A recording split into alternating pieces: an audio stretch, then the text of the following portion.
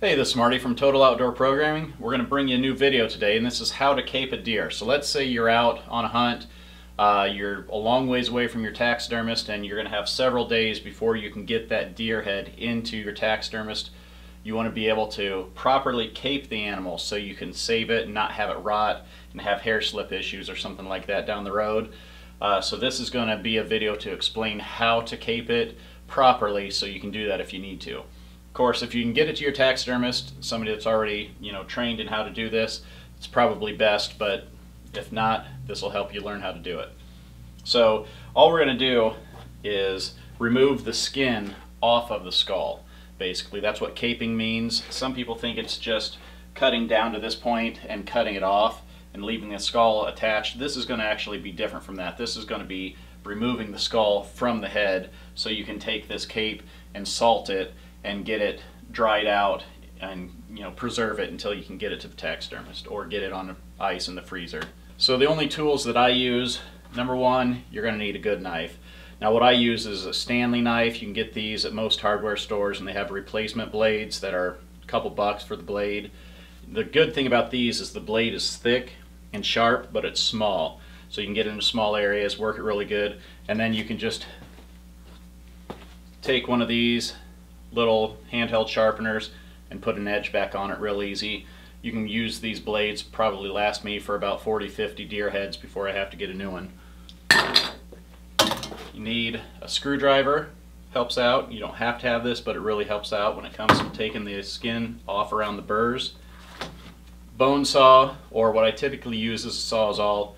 I don't have that with me, so we're going to show you how to skull cap it with the bone saw.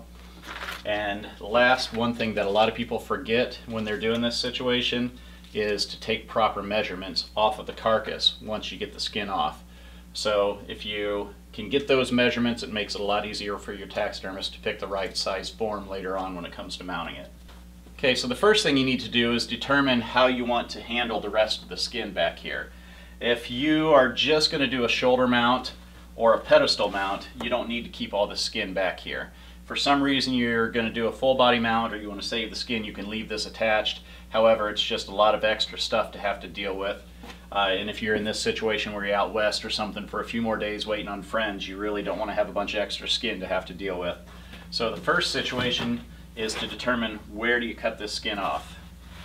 And I'm going to show you how to do it, assuming that you're going to do a pedestal mount, which is, it's going to have more of the back skin showing. If for some reason you decide that you want to switch to a regular shoulder mount, then at least you've got extra skin and the taxidermist can cut that off.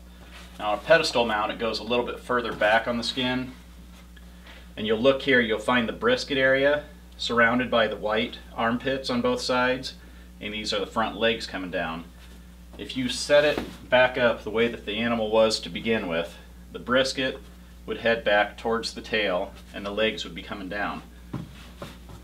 You can kind of start to get a feel for where you're at on the body. What you want to do is go back behind these front legs here all the way until you start to see this white hair. That's the belly hair, and that's where you're going to make your cut. Try and get this lined up as good as possible, and you're going to go from white belly hair all the way through to white belly hair. And always remember, it's best to err on the side of caution, so make that cut a little bit further back if you're unsure. Rather than going forward, go ahead and cut a little bit further back. You're just trying to remove most of this back stuff with the tail, the legs, and the back skin. So I'm just going to gently pierce the skin with the knife beneath my hand so I don't cut myself. And if you pull down, cutting from the inside, it's going to separate the skin as it goes, and it'll keep you from cutting near as much hair.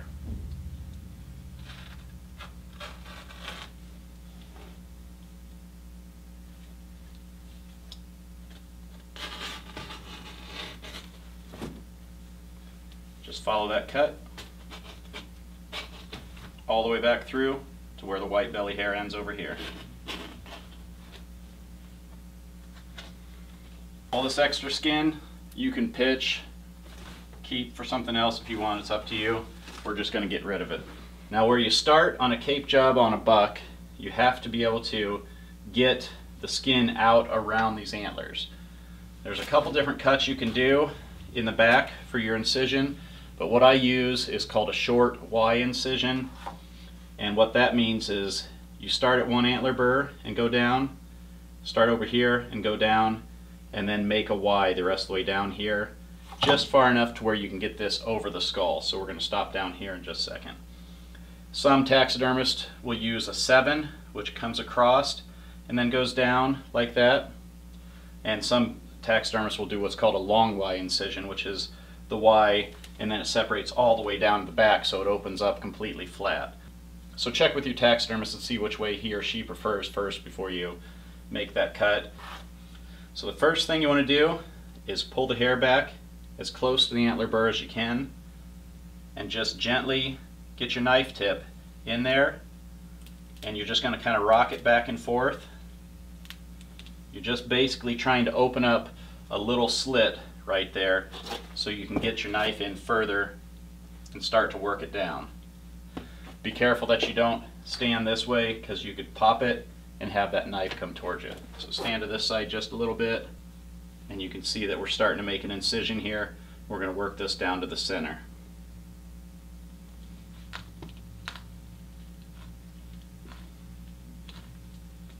Okay, so now we're at the center. We're going to do the same thing over here. Work it this way until it meets. Okay, so now you'll notice I've got the incision starting from one antler burr and coming down, and then same thing from here and comes down, and it creates a little Y-shaped point right there. Give yourself a little bit more working room. You can go ahead and gently free this up, cutting close to the skull, and you'll start to give yourself a little bit more working room. Now we're going to go right to that point, and again, all of these cuts are made with your knife down inside the skin and the blade pointing out towards the skin. So you're actually cutting from inside the skin out, and that's going to help keep you from cutting through a bunch of hair. So we'll get it right in that V. Just going to kind of work it down on past the bottom of the skull.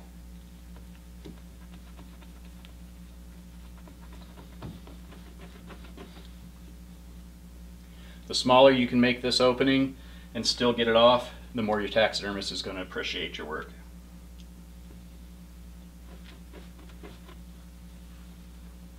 Okay, so now we've got what would be your Y cut. One antler burr across, one antler burr across, meets in the center, goes down, back behind where the neck would be. At this point, you want to just go ahead and start skinning. Just gently cut right next to the skull here. And of course, you always want to err on the side of saving the cape. You're not going to eat any of this meat in here, so you want to cut closer, leave more meat on the cape than on the skull. That way you don't have any cuts through or something.